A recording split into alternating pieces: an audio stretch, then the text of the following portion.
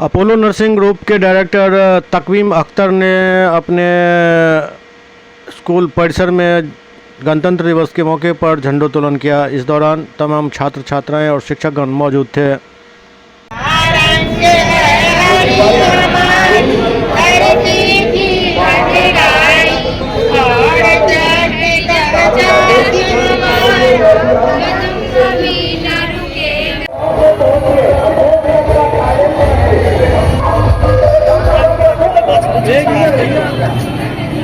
जो भी बाइक हमारे बाइक है, एक भाई के लिए